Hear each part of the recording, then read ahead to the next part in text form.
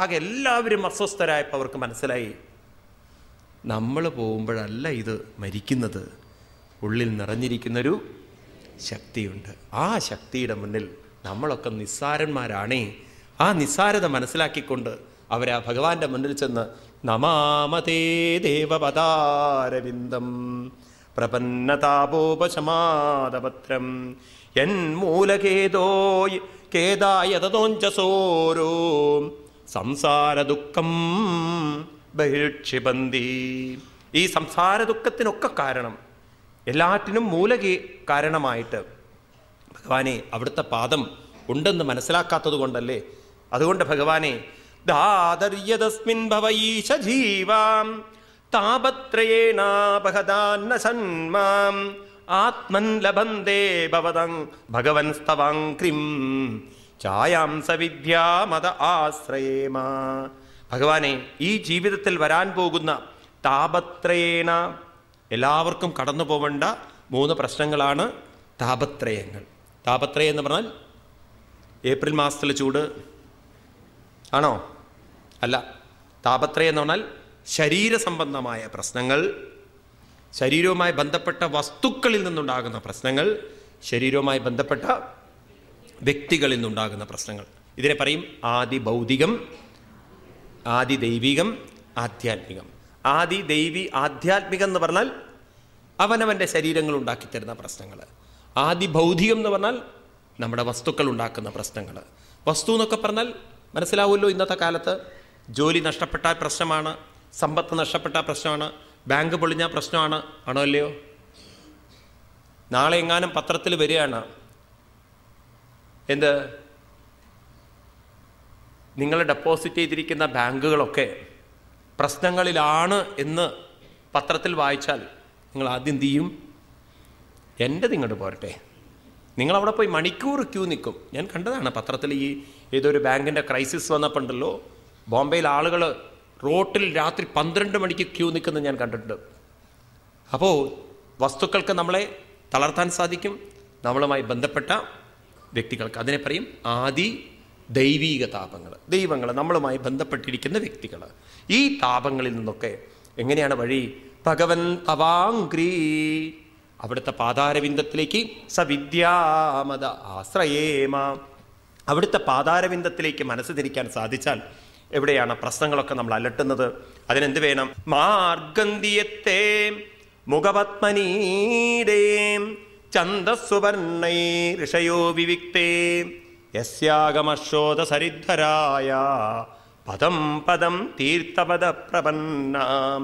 വിവേകികളായിട്ടുള്ള ആളുകൾ മാർഗന്തിയത്തെ ഛന്ദസ്സുവർണൈ ഋഷയോ വിവിക്തൈ, നമ്മുടെ പൂർവികന്മാർ കാണിച്ചു തന്ന പന്ഥാവിലൂടെ, അവർ എഴുതി വച്ചിരിക്കുന്ന പുരാണങ്ങളിലൂടെയും മറ്റും ആരാണോ അവരുടെ മനസ്സിനെ തിരിക്കുന്നത്, അഖം മർഷദോ, അവരുടെ ഉള്ളിലുള്ള അഖം, ദുഃഖങ്ങളുടെ കൂമ്പാരങ്ങളെ, പാപങ്ങളുടെ കൂമ്പാരങ്ങളെ അതെല്ലാം അവർക്ക് ഇല്ലാതെയാക്കിയിട്ട് അതെല്ലാം പരിശുദ്ധീകരിച്ച് പദം പദം തീർത്ഥപദ പ്രപന്ന, ആ പരമമായ പദത്തിലേക്ക്, എല്ലാ ദുഃഖങ്ങൾക്കും പ്രപന്ന ആശ്രയം തരുന്ന പദത്തിലേക്ക് അവരുടെ മനസ്സിനെ നയിക്കാൻ അവർക്ക് സാധിക്കും. അതിനെന്ത് വേണം? യൽ ശ്രദ്ധയാ ശ്രുതവത്യാ ച ഭക്ത്യാം സംഋജ്യമാനേ ഹൃദയേവദായ ജ്ഞാനേന വൈരാഗ്യബലേന ധീരാ പ്രജേമ തത്രേങ്കി സരോജപീഠം. ശ്രദ്ധയാ എന്ത് വേണം? ഇതെല്ലാം മനസ്സിലാക്കാൻ ശ്രദ്ധ വേണം. ശ്രുതവത്യ, ശ്രുതവതി, നല്ലവണ്ണം കേൾക്കണം. ഭക്തിയ സംഋജ്യമാനേ ഹൃദയേവതായ, നല്ലവണ്ണം കാര്യങ്ങൾ ഉൾക്കൊണ്ടുകൊണ്ട് തൻ്റെ വ്യക്തിത്വത്തെക്കുറിച്ച് നല്ലവണ്ണം മനസ്സിലാക്കിക്കൊണ്ട് ശാസ്ത്രത്തിലൂടെ, എത്ര കേട്ടാലും ഒന്നും മനസ്സിലാവുന്നില്ല പലർക്കും. അപ്പോഴും സംശയമാണ്, ഈ മനസ്സ് എന്ന് പറയുന്നത് എന്താണ്? ഇനിയും പുനർജന്മമുണ്ടോ? ഈ മനസ്സിന് എവിടെയാണ് ഈ മനസ്സ് നിൽക്കുന്നത്? നമ്മുടെ വ്യക്തിത്വത്തെക്കുറിച്ച് നമുക്ക് വ്യക്തമായൊരു ധാരണ ഇല്ലെങ്കിലുണ്ടല്ലോ, മനസ്സിനെ കൊണ്ട് നമുക്ക് എവിടേക്കാണ് കൊണ്ടുവരേണ്ടതെന്ന് നമുക്ക് മനസ്സിലാവില്ല. നമ്മളിങ്ങനെ അമ്പലങ്ങളിലൊക്കെ പോവും, അപ്പോഴും നമ്മൾ തിരിച്ചറിയുന്നില്ല എന്താ ഈ സംഭവിക്കുന്നതെന്ന്. ഉള്ളിൽ നടക്കുന്ന ഈ പരിവർത്തനങ്ങളെ നമ്മൾ അറിയാതെ നമ്മൾ കൊണ്ടു നടന്നാലുണ്ടോ അത് നമുക്ക് വലിയ പ്രയോജനങ്ങളൊന്നും ചെയ്യില്ല. തൽക്കാലം നിങ്ങൾ അമ്പലത്തിലൊക്കെ പോകുമ്പോൾ നിങ്ങൾക്കൊരു സമാധാനം കിട്ടും. പക്ഷെ നിങ്ങൾ അറിയുന്നില്ല എന്തുകൊണ്ട് എനിക്ക് സമാധാനം കിട്ടി. എൻ്റെ മനസ്സ് ചിന്തകളിൽ നിന്ന് ദുഃഖങ്ങളിൽ നിന്നൊക്കെ ആരിലേക്ക് മാറിയിരിക്കുന്നു? ഭഗവാനിലേക്ക് മാറിയിരിക്കുന്നു. അതെങ്ങനെ മാറി? ഞാൻ അങ്ങോട്ട് നോക്കിയപ്പോൾ ആ രൂപം, അവിടുത്തെ വിളക്കും എല്ലാം കൂടി കണ്ടപ്പോൾ എൻ്റെ ശ്രദ്ധ എന്നെ മറന്ന് ഭഗവാനിലേക്ക് വന്നു. അപ്പം എൻ്റെ ദുഃഖങ്ങളും വിഷമങ്ങളും പോയി. അപ്പം ഇതിന് പോവാൻ കാരണം ഇവിടെ ഒരു മാറ്റം നടന്നു. നേരത്തെ ഞാൻ ചിന്തിച്ചുറപ്പിച്ചൊരു സാധനത്തെ മനസ്സ് വിട്ട് മറ്റൊന്നിലേക്ക് വന്നതുകൊണ്ടാണ്. അങ്ങനെയാണെങ്കിൽ അത് എനിക്കിവിടെ ചെയ്യാൻ പറ്റില്ലേ? എനിക്കിവിടെ തന്നെ ചെയ്യാൻ സാധിച്ചു കഴിഞ്ഞാൽ എൻ്റെ പ്രശ്നങ്ങളെ എപ്പോൾ വേണമെങ്കിലും എനിക്ക് പരിഹരിക്കാൻ. മനസ്സിലാവുന്നുണ്ടോ ഞാൻ പറയുന്നത്? മനസ്സിലാവുന്നുണ്ടോ? നിങ്ങൾ ശ്രദ്ധിച്ചു നോക്കൂ, നിങ്ങളുടെ ഉള്ളിൽ എന്ത് കോൺസ്റ്റിറ്റ്യൂഷനാണ് നടക്കുന്നത് എന്നുള്ളത്. ഇത് നമുക്ക് സ്വയം കണ്ടെത്തിക്കൊണ്ട് ജീവിതത്തെ പരിവർത്തനം ചെയ്യാൻ സാധിച്ചാൽ പറയുന്നു, ഭഗവാന്റെ ആ കാരുണ്യം നമ്മളിൽ എപ്പോഴും ഉണ്ടായിക്കൊണ്ട് നമുക്ക് മാറ്റം വരുത്താം. യസ്യാനുബന്ധേ സതി ദേഹഗേഹേ മമാഹമിത്യൂഢദുരാഗ്രഹാണം പുംസം സുദൂരം വസുതോ വിപുര്യം ഭജേമദത്തേ ഭഗവൻ പദാബ്ജം.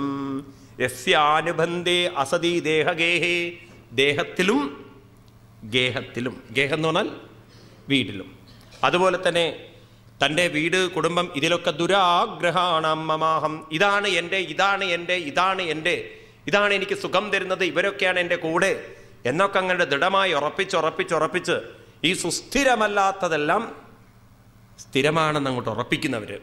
ഭഗവാൻ ഗീതയിൽ വളരെ ലളിതമായി പറയും, അനിത്യമസുഖം ലോകം ഇമം പ്രാപ്യ ഭജസ്വമാം തസ്മാൽ സർവേഷു കാലേഷു മാമനുസ്മരയുധ്യജ. ഇമം, ഈ ലോകമുണ്ടല്ലോ, അനിത്യം, എപ്പോഴും കൂടെ വരാത്തതാണ്. നമ്മുടെ കൂടെ ഈ മനസ്സിന് കൊണ്ടു നടക്കാൻ പറ്റാത്തതാണ്. അതൊക്കെ ഒന്ന് ശാസ്ത്രീയമായി പഠിക്കാൻ സാധിച്ചാൽ കാബിലയോപാഖ്യാനം വരുമ്പോൾ നിങ്ങൾ കൂടുതൽ മനസ്സിൻ്റെ രസങ്ങൾ മനസ്സിലാക്കും. അപ്പോൾ നമുക്ക് കൂടുതൽ മനസ്സിനെ ഉയർത്താൻ സാധിക്കും. ഏതായാലും ഇത്രയും മനസ്സിലാക്കി വയ്ക്കൂ. ഈ മനസ്സ് എന്തെല്ലാം പിടിച്ചു വെച്ചാലും അതൊന്നും കൂടെ കൊണ്ടുപോകാൻ ആർക്ക് സാധ്യമല്ല? നമ്മുടെ മനസ്സിന് സാധ്യമല്ല. ഒരു ആചാര്യൻ പറഞ്ഞതുപോലെ, നമ്മൾ എന്തെല്ലാം സമ്പാദിച്ചു കൂട്ടിയാലും ധനാനിഗേഹേ പശവശ്ച ഗോഷ്ടേ ഭാര്യാഗൃഹദ്വാരി സ്വജനം ശ്മശാനേ ദേഹസ്ഥിതായാം പരലോകമാർഗേ ധർമാനുഗോ ഗച്ഛതി ജീവയേക. ധനാനിഗേഹേ, പണം എവിടെ തന്നെ ഇരിക്കും? അലമാരയിലിരിക്കും. കൂടെ കൊണ്ടുപോകുമോ? 10, 100, 200 ഭവനൊക്കെ കൊടുത്തിട്ട് കല്യാണം കഴിച്ചു പോകുന്ന കുട്ടികൾ, ആ കല്യാണ ദിവസം തന്നെ, ഒരിക്കൽ ഗുരുവായൂരിൽ അങ്ങനെ ഒരു സംഭവം ഉണ്ടായി. ഒരു പെൺകുട്ടിയുടെ കല്യാണമൊക്കെ കഴിഞ്ഞു, വളരെ നല്ലൊരു ഫാമിലി, 150, 20, 200 ഭവനൊക്കെ കൊടുത്തിട്ടാണ് കല്യാണമൊക്കെ. അത്രയുണ്ട് കഴുത്തിൽ തൂക്കാൻ. നെറ്റിപ്പട്ടം കിട്ടിയില്ല എന്ന് മാത്രം, ഏറെക്കുറെ അതുപോലെയായിരുന്നത്. അതൊക്കെ കഴിഞ്ഞ് കാറിലൊക്കെ കയറി tata bye bye see you എന്ന് പറഞ്ഞ് കയറിയതാണ്. അധികം പോവേണ്ടി വന്നില്ല. കുന്നംകുളത്ത് വെച്ച് ആക്സിഡൻറ്റ്, ഓൺ ദ സ്പോട്ടിൽ കഴിഞ്ഞു.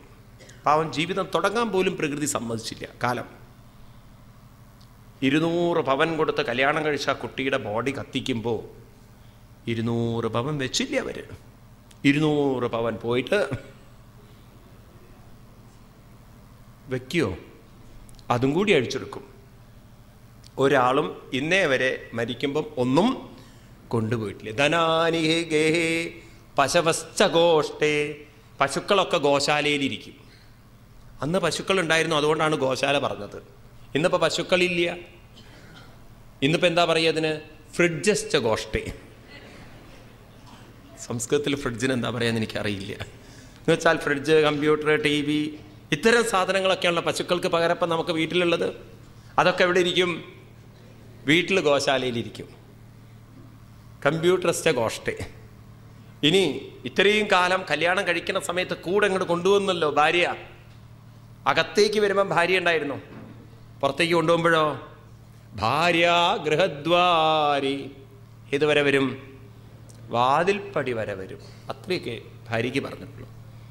എന്നാൽ കുറച്ചും കൂടി മുന്നോട്ട് ആര് വരും? സ്വജനം ശ്മശാനേ. ആര് വരും? മക്കളും എല്ലാവരും, പേരക്കുട്ടികളും ആ സമയമൊക്കെ ആയിട്ടുണ്ടെങ്കിൽ അപ്പോൾ അവരൊക്കെ വരും. അവരും നോക്കുന്നത് വാച്ചിൽ അതെപ്പോഴാണ് കത്തിത്തീരുക എന്നുള്ള അത്രയുള്ളൂ. കാരണം അത്രയൊക്കെ വേഗം കഴിഞ്ഞാൽ അവർക്കും പോകണേ. അങ്ങനെ അവിടെ വെച്ച് ആ ശരീരം അങ്ങോട്ട് കത്തുന്നു. എത്രയോ കാശ് ചെലവഴിച്ച സാധനം, എത്രയോ സമയം ചെലവഴിച്ച സാധനം എത്രയോ സാധനങ്ങൾ കൊണ്ട് മിനുക്കിയ സാധനം. ഇതിൻ്റെയൊക്കെ ചിലവ് നോക്കുകയാണെങ്കിലുണ്ടല്ലോ, ആ സാധനം കത്തിക്കുന്ന വിറകിൻ്റെ വിലയും കൂടി നോക്കുകയാണെങ്കിൽ എന്ത് വിലയുണ്ട് ഈ സാധനത്തിന്, അല്ലേ? നമ്മൾ എത്ര സമയമാണ് ഇതിൻ്റെ മുകളിൽ മെനക്കെടുന്നത്. കണ്ണാടിയും ചീർപ്പും ഇല്ലായിരുന്നെങ്കിൽ കുറേ സമയം ലാഭിക്കായിരുന്നു, കുറേ പണവും ലാഭിക്കായിരുന്നു. അതൊക്കെയാണ് ആളുകൾ. ഇങ്ങനെയൊക്കെയാണ് ഓരോ തരത്തിലുള്ള ബ്യൂട്ടി കോൺസെപ്റ്റുകളൊക്കെ തലയിൽ കയറിയിട്ടേ വേണം, ഇതൊക്കെ നമുക്ക് വേണം, വേണ്ടാന്നൊന്നും പറയുന്നില്ല.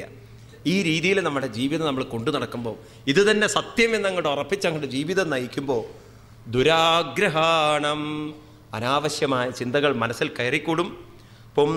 പുംസാം സുദൂരം വസതോ, അവരുടെ ഉള്ളിലുള്ള ഭഗവാൻ അവരിൽ നിന്ന് വളരെ വിദൂരം, ഭഗവാൻ അവർക്ക് വളരെ വിദൂരമായിരിക്കും.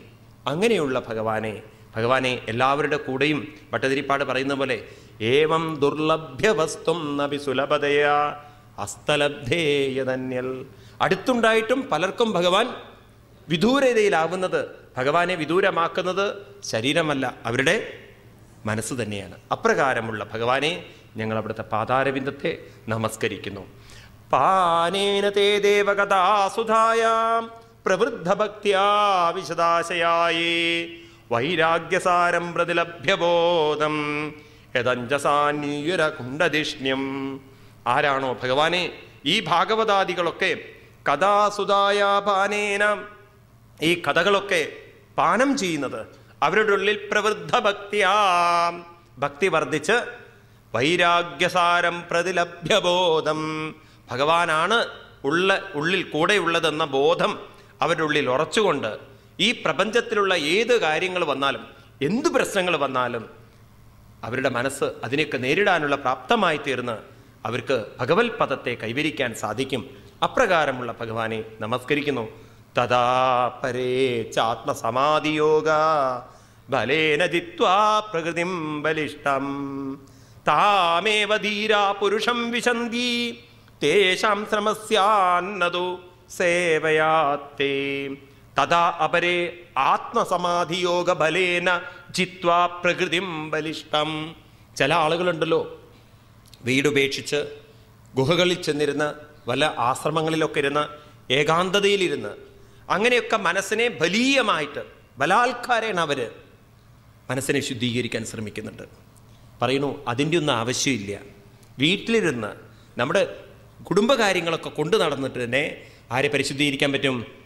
മനസ്സിനെ പരിശുദ്ധീകരിക്കാൻ പറ്റും. അതിനെന്ത് വേണം? മനസ്സിനെ പരിശുദ്ധീകരിക്കുക എന്ന് പറഞ്ഞാൽ എന്താ അർത്ഥം? മനസ്സിനെ എപ്പോഴും എൻ്റർടൈൻ ചെയ്യുക.